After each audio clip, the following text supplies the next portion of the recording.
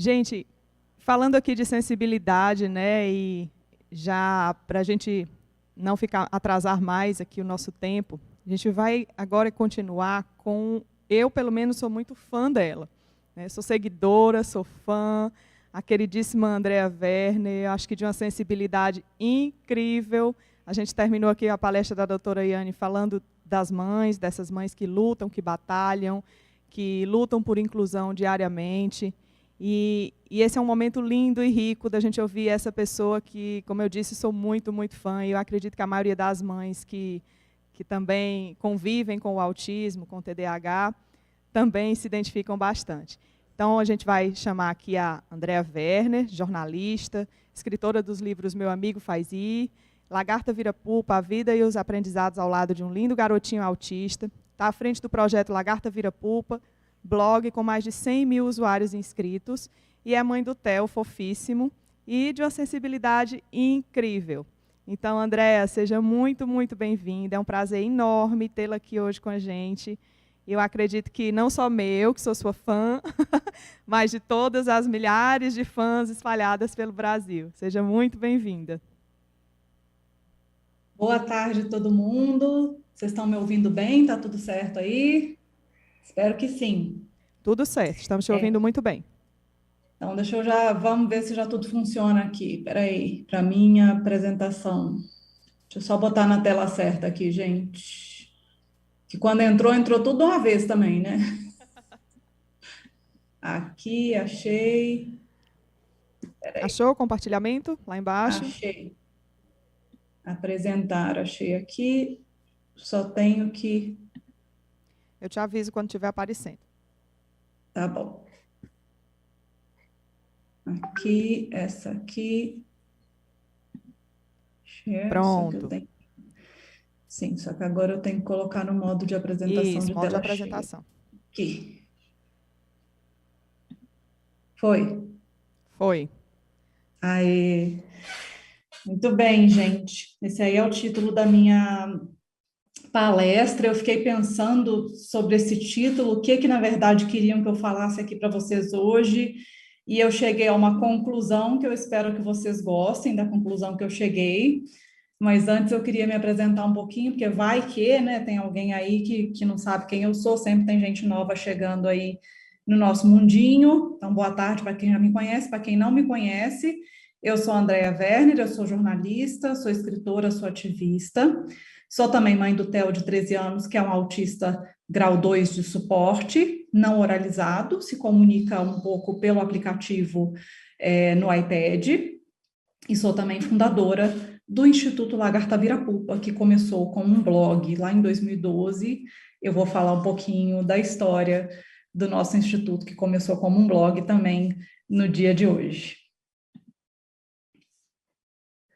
Bom, vamos falar um pouquinho de o que me trouxe aqui, né?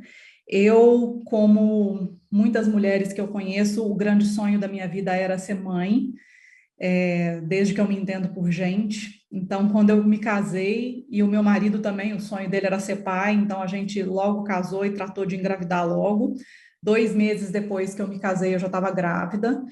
E toda aquela ansiedade por aquele bebê, que era o primeiro neto dos dois lados da família, todo mundo muito ansioso, aguardando muito, já amando muito, desde que era um feijãozinho na minha barriga. E nasceu o Theo enorme, com 53 centímetros, quase 4 quilos, aquela coisa gordinha, muito fofinho, um bebê lindo, chorava alto, alto, alto, berrava, a gente escutava de longe. E um bebê que foi crescendo e alcançando os marcos do desenvolvimento, né, que a gente imagina, assim, de um bebê, aqueles que são esperados. Então, com 5 meses ele falou papai, com 6 meses ele falou mamãe, tudo aquilo que era esperado para a idade dos meses ele ia fazendo, rolou, sentou, aquela coisa toda ele ia fazendo, imitava tosse, dava tchauzinho. Eu tenho vários vídeos dele fazendo essas gracinhas todas. Quando foi chegando ali perto do primeiro aninho, ele começou a mudar, ele começou a ficar um bebê um pouco mais sério, ele começou a gostar de rodinhas, mas de um jeito meio diferente. Ele pegava os carrinhos, ele virava para cima, e aí ele ficava mexendo na rodinha do carrinho. Ou então ele deitava, botava o carrinho no chão, ficava passando o carrinho assim, deitado, com o rosto no chão, olhando assim as rodinhas do carrinho. E ele, às vezes a gente chamava, ele não olhava, e a gente achava que era audição seletiva. No aniversário de um aninho dele foi estranho porque ele não bateu palmas. E é uma coisa que ele sabia fazer, bater palminha. A gente tem inclusive vídeo dele com 8, 9 meses batendo palminhas. Mas ele não bateu, e nenhuma das fotos dele do aniversário de um aninho ele olhou para a câmera, ele saiu olhando para cima, para baixo, para qualquer lado. Mas a gente que era pais de primeira viagem, a gente interpretava isso como um bebê que tinha uma personalidade forte e que ia dar trabalho para criar. A gente falava, nossa, esse menino vai dar um trabalho, assim, porque ele tem muita personalidade, ele tem muita vontade, né? Ele tem audição seletiva. A gente interpretava tudo assim. Bom, quando foi fazendo ali 2 aninhos, a gente colocou ele na escolinha. E com menos de um mês que ele estava na escolinha, as professoras chamaram a gente para ter uma conversa. E nesse dia eu trabalhava fora naquela época, e o meu marido é que foi nessa reunião, e saiu da reunião imediatamente e me ligou no trabalho, falando: olha, Déia, eu estou aqui com uma lista que as professoras fizeram, um relatório, com algumas características do TEL que elas colocaram que são muito preocupantes. E eu sempre brinco que eu não dei muita bola na hora que o marido falou, porque meu marido costuma ser meio dramático com as coisas. Eu brinco que eu não vou generalizar, né, falar que o homem é dramático, mas meu marido às vezes é meio dramático. Então, na hora eu falei assim, tá bom, Lê, o que é isso? Tá, lê aí para mim o que eles escreveram. E aí ele começou a ler aquela lista. E estava escrito coisas como: não faz contato visual, não interage com os coleguinhas, prefere o isolamento, não segue comandos verbais, age como se fosse surdo, apresenta risos fora de contexto, tem fixação por objetos giratórios, não verbaliza, coisas assim. E é uma coisa muito interessante, porque naquela época eu tinha zero noção de autismo. Eu não tinha visto nem aquele filme Rain Man, que era o filme mais clássico de autismo que todo mundo conhece. Mas na hora que o meu marido leu aquele relatório para mim, na hora, eu estava no trabalho, eu lembro perfeitamente que eu gelei. Eu falei assim: Lê, eles estão insinuando que o Theo é autista. E aquele momento em que meu marido leu aquele relatório para mim no telefone foi o momento em que me caiu a ficha de que aquilo que o meu filho tinha não era uma característica de personalidade, que o meu filho tinha alguma coisa a mais. E eu levantei aos prantos no meu trabalho, peguei minha bolsa e fui embora, já sabendo que o meu filho não tinha uma questão de personalidade. A gente saiu dali, já liguei para a pediatra, bem desesperada, pedindo para ela encaixar a gente, porque afinal de contas era a pessoa que via ele todo mês e que falava que estava tudo bem, né? Quando eu falava com ela, doutora, mas eu acho meio estranho, porque cada mês ele está falando uma palavra. Então, tem mês que ele está falando pato, e aí, mas no mês seguinte ele não fala pato. Ele mudou para mamãe. E para mim era uma coisa assim, linguagem era para ser cumulativa, né? Ele fala pato, aí depois ele fala pato e mamãe, depois pato, mamãe e papai. Ah, não, mas é assim mesmo. Então, vamos na pediatra. Fomos na pediatra. A pediatra imediatamente, primeiro ficou brava com a escola, falou que a escola não tinha que fazer aquilo. Depois falou: não, se vocês estão achando que tem alguma coisa a ver com autismo, não, porque eu tenho uma paciente autista que chega aqui, senta no cantinho e fica balançando. E ele não faz isso. Ele não é autista. Ele é muito esperto, ele procura os brinquedos quando ele entra aqui. Ele vê muita televisão, ele vê muito DVD, que na época não era iPad, né? Na época não tinha tablet, na época era DVD. Eu falei: vê. Porque, gente, a verdade é que o Theo, desde bebezinho, ele demonstrava essa coisa do interesse muito restrito. A gente comprava brinquedos, ele se interessava por 3, 5 minutos e ele já perdia o interesse. E a única coisa que, de fato, ele gostava eram os vídeos, ou na televisão, ou no DVD portátil que tinha na época. Só que aquilo não era a causa, aquilo era a consequência. Mas no momento em que eu falei que sim, aquela médica interpretou como aquilo era a causa. Então, ela já falou: ah, é falta de estímulo. E aí saímos de lá os dois pais culpados, principalmente a mãe, porque é sempre a mãe, né, a mais culpada, pela falta de estímulo da criança que está gerando esse possível atraso que as professoras notaram. Só que nós dois, e a gente depois entendeu que é o momento em que muitos pais preferem assumir uma culpa, e a mãe principalmente, falar: eu não estou estimulando meu filho devidamente. Às vezes é mais confortável você assumir essa culpa do que você entender que o seu filho tem um transtorno do neurodesenvolvimento. E tem muitos pais que fazem isso, tem muita mãe que faz isso. Mas para a gente não, a gente já tinha entendido que não era isso. Então a gente foi atrás de um médico especialista e na primeira consulta o médico falou para a gente que o nosso filho tinha transtorno global do desenvolvimento. E é uma situação que eu sempre falo que só quem passou por isso sabe como é, sabe a dor que é. Porque você está sentada ali, são duas cadeiras, estava eu do lado do meu marido, mas a sensação que eu tive é que um buraco se abriu debaixo de mim. Por mais que ele estivesse do meu lado, não adiantava ele segurar a minha mão, parecia que eu estava sozinha nessa situação. É uma sensação de por que eu? Por que o meu filho? Eu que sempre quis tanto ser mãe, era o sonho da minha vida, é o bebezinho da minha vida, é o meu bebezinho. Tão lindo, tão sonhado, tão querido.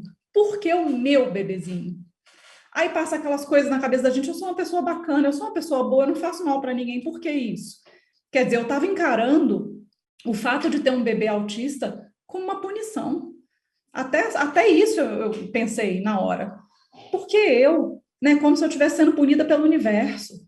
E a gente começa a ter uma sensação na hora, eu comecei a ter uma sensação de que eu não conhecia meu próprio filho, né? Porque começa a falar, não, agora não pode ser assim, tem que ser assado. Agora, se ele te pedir um negócio, você não pode fazer desse jeito, você tem que fazer de outro. Não pode dar negócio na mão dele, tem que fazer não sei de que jeito. E aí você fala, meu Deus do céu, eu perdi o manual da criança. Vão ter que me dar um manual novo. Então, é um momento extremamente doloroso que parece que você desconhece o seu próprio filho.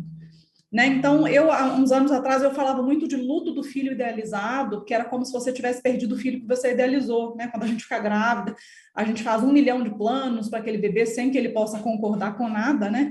E aí vem um médico e fala, seu filho não é esse não, seu filho é esse aqui, o filho real é esse aqui. Só que depois de conversar muito com pessoas com deficiência e elas falarem como elas se sentem ofendidas de ouvir isso, porque elas estão vivas, elas não estão mortas, né? Então, eu continuo falando de luto, mas eu não falo mais de luto de filho, eu falo de luto de sonhos, luto de planos, né? Tudo aquilo que eu esquematizei, que eu sonhei, que eu imaginei, sem que meu filho pudesse concordar. E, de repente, foi para o lixo, e tudo que você pergunta para o médico não sabe te responder. Eu perguntava, meu filho vai falar? Não sei, não posso te garantir. Meu filho vai ser independente? Eu não sei, eu não posso te garantir. O meu filho vai virar um autista leve algum dia? Isso tem cura? Não, isso não tem cura.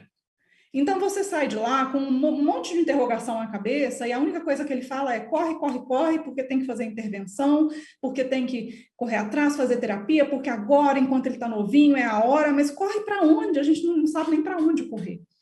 Né? Então é um momento em que você liga para a psicóloga chorando, você liga para uma terapeuta chorando, você faz tudo chorando, porque você nem lidou com a sua dor ainda, mas você sabe que você tem que correr. Muitas vezes você não sabe nem para onde você tem que correr. Então, é um momento extremamente doloroso. Você chora no chuveiro, você pensa se você vai contar para a família, se você vai contar para os amigos, como eles vão lidar com aquilo. Né? Tem parente que muitas vezes não aceita. Então, assim, eu escuto casos de mães falando que os avós não aceitaram, falam, é vocês que estão procurando problema para o menino, é vocês que não dão limite para o menino e agora fica querendo inventar doença para o menino. Então, tem muitas mães e muitos pais que passam por muita dificuldade nesse momento. Fora uma questão que a gente tem específica no Brasil, que é uma epidemia de abandono paterno gigantesca, né? A gente tem uma estatística de doenças raras, que a gente não tem ainda para autismo, mas que 78% dos pais abandonam os lares quando um filho é diagnosticado com uma doença rara. E a gente não tem uma estatística dessa para autismo, mas, assim, pela sensibilidade, a gente sabe que não é muito longe disso. Né? Na minha página do Lagarta Vira Pupa, mais de 90% dos seguidores são mulheres, a 92% ou 94% no Instagram são mulheres. Então, majoritariamente, eu estou me dirigindo para mulheres quando eu falo nas minhas redes, porque os homens vão embora, a maioria deles vão embora mesmo. Se a gente olhar aqui nesse simpósio, e eu estou batendo o olho aqui nos comentários, porque eu estou com meu celular aqui só para ver os comentários, mulheres. Eu ainda não vi nenhum homem aparecendo, pode ser que apareça algum homem comentando. Mas essa é a nossa realidade. Então, é uma realidade muito dolorosa, a realidade das mães que dependem do SUS, que tem, às vezes, uma sessão de terapia durante a semana, em grupo, por meia hora, de uma metodologia que não é a mais adequada para tratar com autismo e que está longe de ser aquela intervenção precoce e intensiva que a gente sabe que é importante nos casos de autismo. Como é que essa mãe vai cuidar da sua própria saúde mental, né, com um início tão intensivo assim? eu tenho muita sorte em vários sentidos, né? Eu tenho os meus privilégios de mulher branca, né? De classe média, então e só isso já me facilita muita coisa, mas assim, a minha família do meu lado aceitou muito bem, ama o Theo do mesmo jeito e me deu um suporte emocional muito grande, do lado do meu marido também, tenho amigas maravilhosas, então isso me ajudou a passar por essa fase de uma forma mais leve. Mas se tem uma coisa que eu notei foi que a minha aceitação inicial foi muito rápida, porque eu achei que meu filho era um autista leve. O médico falou que meu filho era um autista leve. Então, eu via vídeos de autistas falando aquela coisa e eu falava, ah lá, é meu filho, ó, meu filho vai ficar assim, meu filho, pode ser esse aí o meu filho.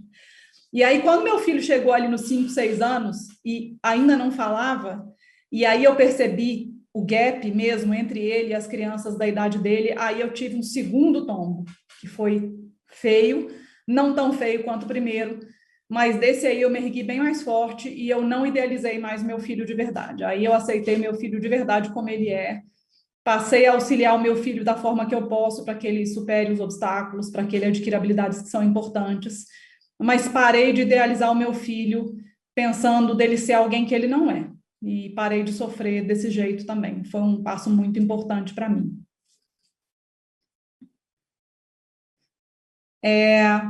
O lagarta, gente. Bom, depois de mais quase um ano que o Theo tinha sido diagnosticado, eu parei de trabalhar, teve uma reestruturação na empresa que eu estava trabalhando e eu fui demitida, e aí eu saí procurando emprego desesperada e foi a hora de parar e pensar, mas será que não era a hora, então, da gente aproveitar e parar um pouquinho, sabe? E acompanhar ele, porque eu não sabia nem direito o que ele estava fazendo, assim, de terapia, eu não entendia direito o que aquelas terapias estavam fazendo, e aí eu comecei a acompanhar ele, parei de trabalhar e fiquei de mentorista mesmo, levando ele, buscando as terapias, acompanhando ele mais de perto nesse processo. Para poder ocupar a cabeça melhor, era na época que estava aqueles boom de blog, assim, tinha blog de viagem, blog de maquiagem, blog materno, blog disso, blog daquilo. Eu comecei um blog gratuito dessas plataformas WordPress e eu botei o nome de Lagarta Vira-Pupa porque é uma musiquinha que o Theo cantava. O Theo, quando era bebê, ele cantava vários pedaços de músicas. E essa música do Cocoricó é uma música que ele cantava e tinha essa frase Lagarta Vira-Pupa, eu achava bonitinha, botei esse nome. E o primeiro texto que eu escrevi era o texto contando do diagnóstico do Theo, contando que a gente foi no médico e que o médico perguntou, mas ele fala? E eu falei, fala, ele canta vários pedaços de músicas. E o médico perguntou, mas ele te chama? Ele chama mamãe? Ele pede água? E foi quando eu me toquei que a fala do meu filho não era funcional. Ele nunca tinha me chamado mamãe. E aí que a gente esperava que ele se desenvolvesse, que ele fosse feliz, pipipipopopó, essa coisa toda.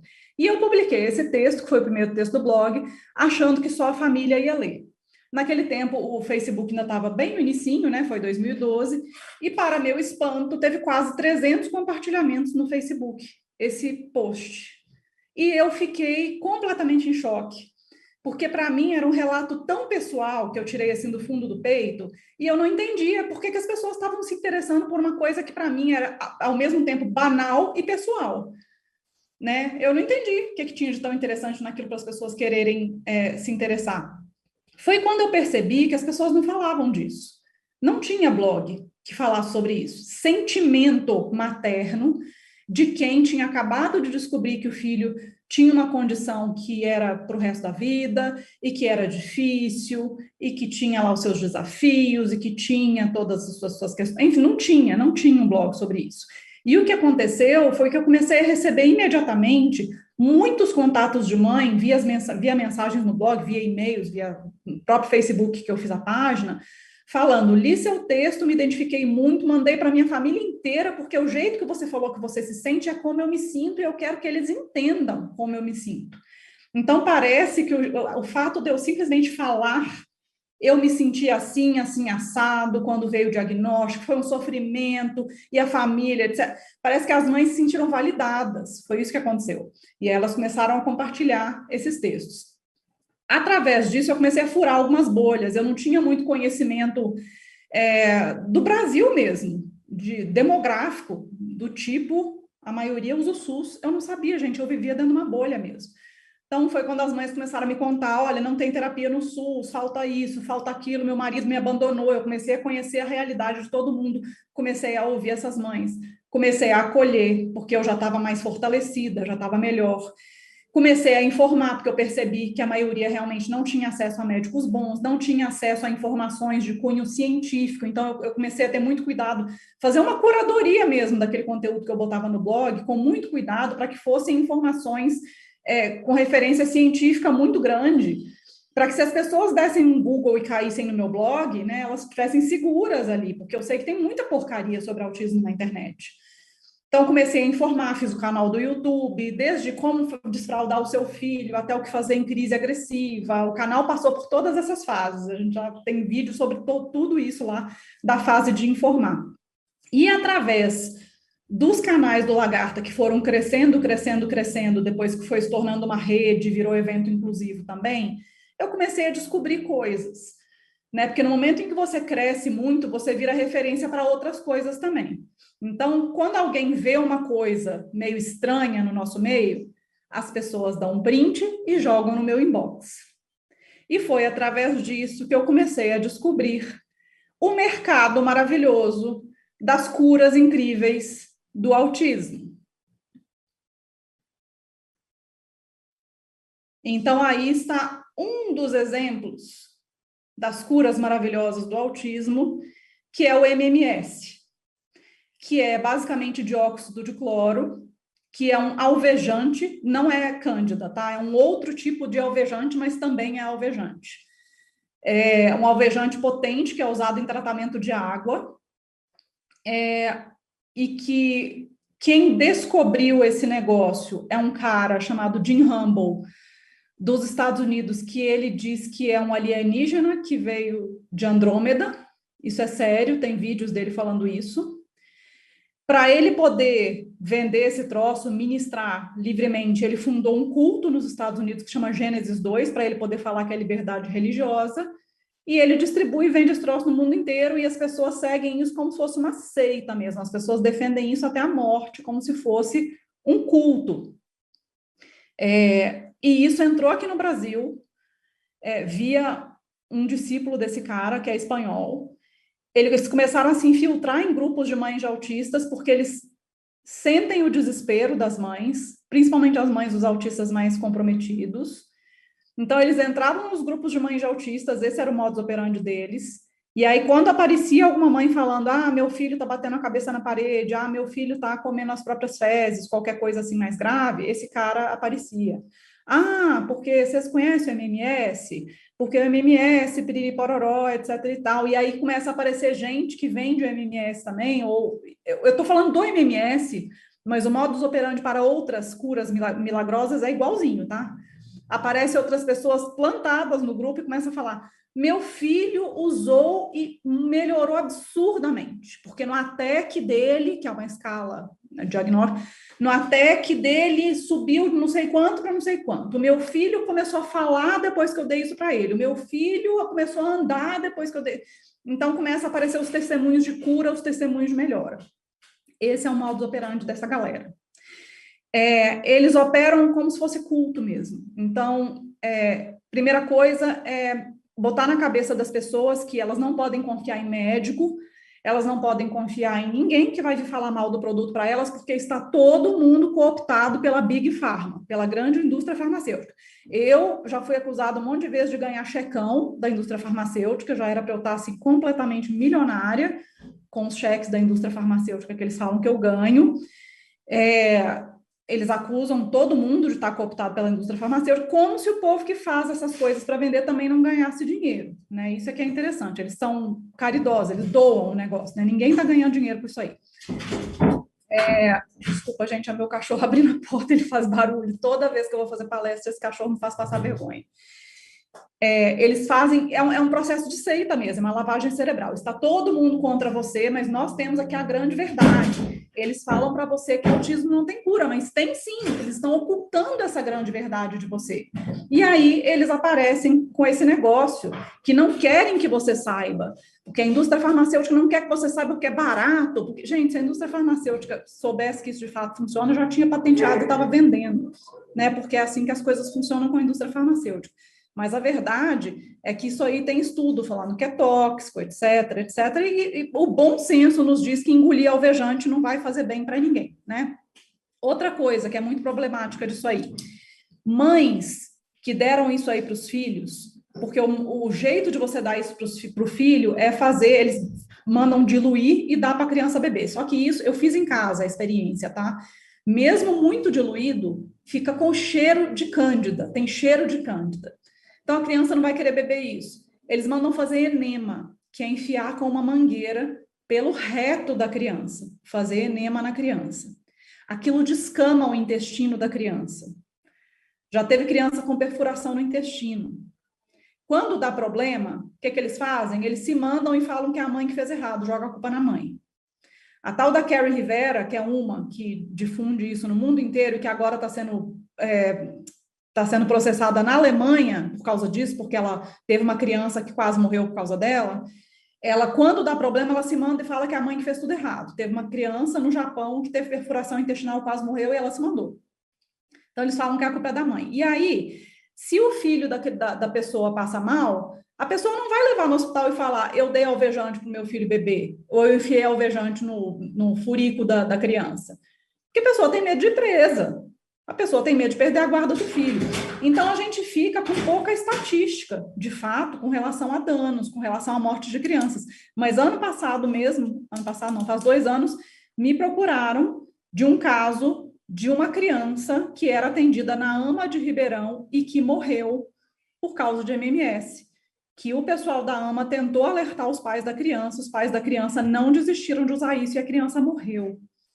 Então, são pais que estão tão desesperados para curar a criança que eles estão dispostos a jogar o bebê fora com a água da bacia. É esse o nível de desespero. Esse é um dos exemplos, mas tem vários outros. Entrou o pessoal dos óleos essenciais muito forte no Brasil, e eu não estou falando mal de óleos essenciais, gente. Quem gosta, acha cheirinho gostoso, acha que acalma, tudo bem. Agora, tem uns com uma propaganda muito, muito agressiva em cima de autismo, e tem gente que fala de cura, assim. Você não pode prometer que óleo essencial cura autismo. Você não pode prometer que nada cura autismo. Não existe cura para autismo, até porque autismo não é doença, tá? Tem uns que já usam termos mais leves, falam que vai tirar do espectro. Eu também não tiro do espectro. Eu já vi até cura psíquica. Meu Deus, o que é que eu vi de bebê recentemente? Fazer o resgate psíquico do bebê com sinais de autismo. Cada vez eles inventam nomes diferentes. Agora tem a constelação familiar, vai constelar a criança e tirar o autismo, porque a criança é autista porque um antepassado cometeu um assassinato e as mulheres da família guardaram um segredo. Enfim, gente, o que mais tem é curas milagrosas no nosso meio, e mães desesperadas são muito suscetíveis a cair nessa. A gente junta aí mães que não têm auxílio nenhum do governo, falta terapia, falta assistência social, falta educação, falta saúde, falta conhecimento científico, e tem uma outra questão que eu vou falar mais para frente para vocês também. Que é essa questão do capacitismo, né? A gente tem vários sintomas, né? Várias curas diferentes, vai sair do espectro, vai curar, vai isso, vai aquilo, e as mães caem todas nessa, porque assim, junto com toda essa questão do desespero, da falta de políticas públicas, da falta de conhecimento científico, tem o capacitismo, gente, e nós somos todos capacitistas, uns mais e outros menos. Por que nós somos capacitistas? Porque o capacitismo é o preconceito contra a pessoa com deficiência. O capacitismo é você achar que a pessoa com deficiência, só por ter deficiência, ela está sofrendo, ou por ter deficiência, ela vale menos do que as outras, ou por ter deficiência, ela é amaldiçoada por Deus, ou ela é uma maldição de Deus, ou por ter deficiência, ela não é capaz de fazer nada, ou por ter deficiência, Deus está te castigando, entendeu? Isso tudo é capacitismo. A nossa sociedade é capacitista. Por que que a gente sofre tanto, tanto, tanto quando tem o diagnóstico de um filho com a deficiência? Uma grande parte, de fato, é preocupação com aquele filho, porque a gente não sabe como é que ele vai ficar depois que a gente morrer. Fato, é. Agora, tem um peso grande de capacitismo também. Por quê? Meu exemplo, eu não cresci convivendo com crianças com deficiência. Não tinha coleguinha com deficiência, eu não brincava com criança com deficiência na escola, eu não brincava com criança com deficiência, eu não via criança com deficiência. Quando, por um acaso, aparecia alguma, qual que era a reação das crianças ao meu redor e que eu acabava seguindo? Era riso, era piadinha, era esse tipo de convivência com criança com deficiência que eu tinha na minha infância. Como que eu ia encarar a deficiência como parte da diversidade humana? Então, eu era uma pessoa muito capacitista, né? É uma coisa que a gente vai desconstruindo com o tempo. E esse universo de curas para autismo que a gente está vendo e das pessoas simplesmente não aceitarem que não existe cura para autismo, e é o que a ciência diz, o autismo é um cérebro diferente, né? São conexões neuronais diferentes. Essa dificuldade de aceitar isso só tem um nome, é capacitismo mesmo, é capacitismo. Isso que eu coloquei nessa página foi um print de um story de uma influenciadora católica, eu acho, eu não conheço ela, que me mandaram esta semana. Uma pessoa falou que alguém, sei lá, jogou uma praga nela, falou que ela vai ter filhos com deficiência, como se isso fosse praga, e a influenciadora mandando ela rezar, orar, sei lá, se juntar com Deus, como se isso fosse uma desgraça horrorosa, jogar uma praga ela ter um filho com deficiência. Isso é muito capacitismo, gente. Muito capacitismo. Né? A gente nunca serei contra nenhuma religião, mas a gente tem que ter muito cuidado, porque algumas coisas em algumas religiões acabam caindo no capacitismo, às vezes. Né? Tem que ter cuidado. Então, o capacitismo, só lembrando, é o preconceito contra a pessoa com deficiência. É você olhar, achar que é um coitadinho, achar que ele é menos capaz, achar que é um corpo que vale menos. Basicamente, é a sociedade ranqueando os corpos e mentes das pessoas como esse vale mais, esse vale menos. Esse aqui é a norma, tudo que está fora dessa norma vale menos do que o resto. E é isso. Isso é capacitismo. Ai, André, então você está me falando que se eu botar o meu filho para fazer terapia, então eu estou sendo capacitista, porque eu não estou aceitando o meu filho. Não, não foi isso que eu falei. Vamos lá, né? Antes que a gente comece a cair nesses vieses aí, né? Então, aceitar o meu filho autista e não ser capacitista, então é não fazer terapia nenhuma, deixa o menino lá comendo cocô. Não, gente, eu não falei isso em momento algum, tá?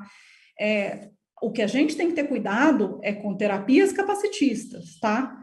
Qual que é o objetivo da terapia para uma criança autista, ou com paralisia cerebral, ou com síndrome de Down, o quê? O objetivo da terapia é ajudá-los a adquirir habilidades que são importantes para que eles tenham o máximo de autonomia no futuro, para que eles possam navegar esse mundo e etc e tal. Esse é o objetivo de qualquer terapia.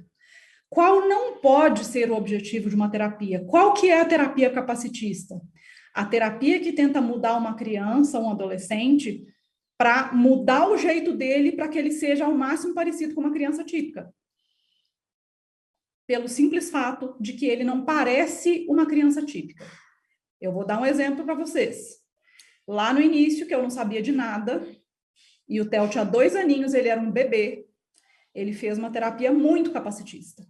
Porque eu não sabia de nada, o médico indicou terapeuta, fomos nós na terapeuta, faziam ele ficar sentado naquela mesinha horrorosa, ele era um bebê, sentado, grudado naquela mesinha, com as mãozinhas assim, era um bebê, não tinha nem 2 anos. E ela anotava no papel todas as vezes que ele batia no peito. Ele tinha uma estereotipia, que são os STEAMs, que são os movimentos autorregulatórios ou autoestimulatórios que os autistas fazem, que é uma coisa que é bacana para o cérebro deles, porque eles têm a parte sensorial totalmente diferente da nossa, que não somos autistas. Então, de vez em quando, ele fazia assim, ó. Ele batia no peito. Ela anotava no papel quantas vezes ele batia no peito. E aí, teve uma vez que ela chegou para mim com um papel e falou, essa semana o Theo piorou porque ele bateu X vezes a mais no peito. E aí eu fiquei totalmente sem entender aquilo, por mais que eu não entendesse naquela época o detalhe da terapia, mas o meu filho não interagia direito, estava com atraso de fala, não estava desfraudado, não estava um monte de coisa que era importante para a autonomia dele, mas o importante era que ele batia no peito. Então, assim, eu não entendi isso. E o próprio médico que diagnosticou ele, a gente fez uma palestra no mesmo lugar anos depois, e o médico falou, botou um chart na palestra falando que as terapias são importantes para ajudar o autista a diminuir as estereotipias, né? Que são os STEAMs, que são os movimentos que os autistas fazem para se regular, ou para se autoestimular, porque é gostoso. E ele falou que a terapia é importante diminuir os STEAMs, porque senão os autistas vão sofrer bullying. E aí, depois que o médico falou, eu fui fazer minha palestra e eu falei, olha, doutor, eu queria, com todo respeito, deixar um contraponto. Eu acho que o senhor falar, né, que a gente tem que ensinar o autista a não fazer estereotipia para ele não sofrer bullying, é a mesma coisa que o senhor falar para uma moça negra, né, de cabelo crespo, para ela alisar o cabelo, para ela não sofrer bullying por causa do cabelo crespo dela. Então, errado está quem faz bullying. A gente tem que educar os colegas na escola, a gente tem que educar a sociedade para aceitar as pessoas em suas particularidades, cada um do seu jeitinho. E não é as pessoas ficarem mudando para não sofrerem bullying. Está totalmente ao contrário esse raciocínio, né? Então, está errado. A terapia que quer transformar o autista em menos autista, ela é uma terapia capacitista. Ela é uma violência psicológica em cima do autista. Fiquem de olho nos terapeutas que estão com os filhos de vocês. É violência psicológica. Deixa sequelas. Meu filho tem sequelas, gente. Meu filho está com 13 anos e ele tem sequelas de aba mal feita, eu vou dar nome aos bois, lá no início. Meu filho ainda faz aba hoje em dia, mas é um aba humano, naturalístico, que respeita ele e que não quer moldar ele em uma pessoa que ele não é. Está simplesmente ajudando ele a adquirir habilidades que são importantes e não tentando transformar ele numa criança típica, coisa que ele nunca vai ser. Ele é o Theo, ele é um menino autista. Então, é esse tipo de coisa que vocês têm que prestar atenção nos terapeutas, ok? O que é importante e o que é mais importante. Mais importante é respeitar o fato de que o filho de vocês vai ser sempre autista. Estereotipias são importantes para que eles consigam regular o cérebro, para que eles consigam se concentrar nas coisas, para que eles consigam manter o cérebro mais calmo. Se não estão se machucando com as estereotipias ou machucando outras pessoas, ou interferindo em alguma coisa que eles têm que fazer na hora, o único motivo para implicarem com as estereotipias é porque elas denunciam que ali tem uma criança autista. E isso diz muito sobre o terapeuta que quer acabar com a estereotipia. Então, atenção para isso, ok? Ai, mas esse papo de capacitista é papo de mãe de autista leve. Porque, não, esse negócio de capacitismo, meu filho é autista grau 3, ele é um autista severo, ele bate a cabeça, ele isso, ele aquilo, e por isso que eu quero a cura. Então, vamos lá. Eu vou deixar uma palavrinha aqui para vocês. Para começar, o meu filho não é autista leve, tá? Eu quero perguntar para quem tem um autista grau 3 de suporte aí, que é um autista que dá muito trabalho, que eu tenho certeza que muitos dias você vai dormir exausta, que você chora. Eu tenho certeza disso. Mãe que está me acompanhando aí agora. Eu tenho certeza que não está fácil para você. Mas eu vou te perguntar um negócio. De quem é a culpa? É do seu filho? Porque eu não consigo separar o autismo do filho, tá? Então, eu não vou falar do autismo do seu filho. A culpa é do seu filho, que é autista grau 3, ou a culpa é do governo, que não deu uma escola inclusiva de verdade, que não deu a intervenção precoce que o seu filho precisava desde cedo, para que ele não tivesse desenvolvido certas, sei lá, coisas do tipo bater a cabeça na parede, enfim, etc. Ou que, né, a intervenção para que ele tivesse adquirido algumas habilidades que ele não adquiriu, ou um centro-dia para que ele pudesse ficar, para que você pudesse descansar, ou uma cuidadora para ficar com ele, para que você pudesse fazer uma outra coisa para você, ou, trocando em miúdos, mãe, a culpa é do autismo severo, ou a culpa é de tudo o que falta em política pública para você, que é a única cuidadora desse autista grau 3. Eu tenho certeza que você vai chegar à conclusão que a culpa não é do seu filho autista e nem do autismo, se você quiser falar assim, separando uma coisa da outra, porque eu não consigo separar o autismo do meu filho, o cérebro do meu filho é autista, enfim. A culpa, gente, não é da deficiência. Quando a gente fala de modelo social de deficiência, a gente está falando o seguinte, a deficiência, ela está muito mais no meio do que na pessoa. Então, pegando um exemplo simples, por exemplo, uma pessoa que é cadeirante, chegou lá no centro, tá? Quer subir lá no prédio do INSS. A pessoa é cadeirante, ela chegou lá no prédio do INSS e tem uma escadaria enorme na frente. Então, essa pessoa cadeirante não vai conseguir entrar no prédio porque ela é cadeirante, certo? Errado. Ela não vai conseguir entrar no prédio porque o prédio não tem um elevador. Porque a deficiência praticamente não está nela, a deficiência está no ambiente que não é acessível, que não tem um elevador. Então, na nossa sociedade, no seu município, está faltando acessibilidade educacional, está faltando inclusão, está faltando políticas públicas para que você, mãe, não se sinta sobrecarregada nessa forma de pensar que você gostaria de uma cura, que seria praticamente substituir o cérebro do seu filho, porque cura para autismo seria isso, né, gente? É trocar um cérebro, né? Tamanho o desespero que você tá de falta de suporte. Estou te falando que eu te entendo, mas eu estou te falando também que a culpa não é do seu filho. A culpa é de todo mundo que virou as costas para você. Desde o homem que te mandou, que deu no pé quando veio o diagnóstico, até a família que finge que não está vendo, as amigas que também sumiram, até o prefeito que não fez a escola inclusiva de verdade, não está investindo nisso, o CAPS que não está atendendo. É muito abandono, minha senhora, é muito abandono. Eu sei do que eu estou falando, porque agora no Instituto Lagarta Vira Pupa a gente acolhe mães, e a gente está conseguindo acolher muitas, porque somos muitas juntas, né? E a gente escuta muitas histórias. Então, são muitos abandonos em sequência, gente, e vamos culpar as pessoas certas. A culpa aqui pelo sofrimento das mães é dessa série de abandonos. Não é do autismo, não é dos filhos autistas.